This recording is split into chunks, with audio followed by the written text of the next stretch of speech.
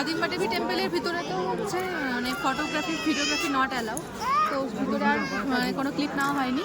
তো ওখান থেকে বেরিয়ে এসেছি, তার পাশে এখান থেকে যাওয়া যায় কি ঘটোৎকচ টেম্পল, পাশেই রাস্তা একদম মন্দির। আর এদিকটা দেখিয়ে দাও পিছন দিকটা, তো দিক থেকে যাওয়ার রাস্তা।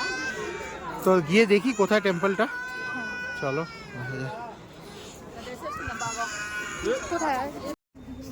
এটা ঘটোৎকচের মন্দির, যেটা আমরা জানি বারবেরিক খাটু শ্যাম তার বাবা হয়।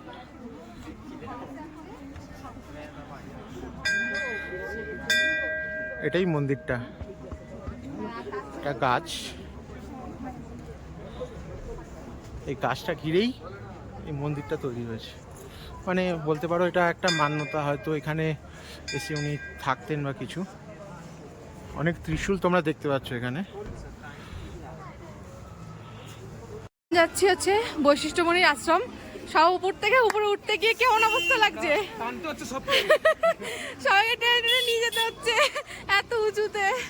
হাঁটতে হাঁটতে সবাই একদম হালুয়া টাইট হয়ে গেছে।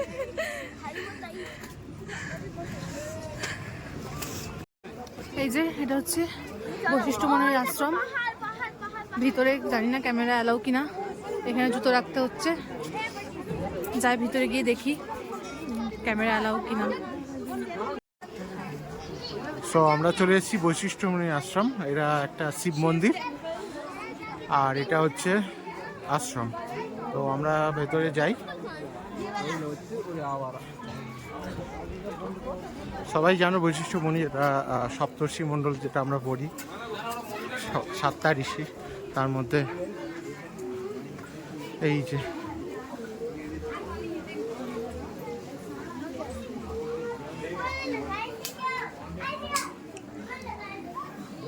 ঘরটা ভালো লাগে।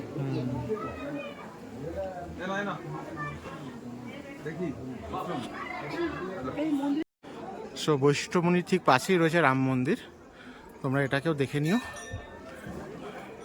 জয় শ্রীরাম। জয় শ্রীরাম।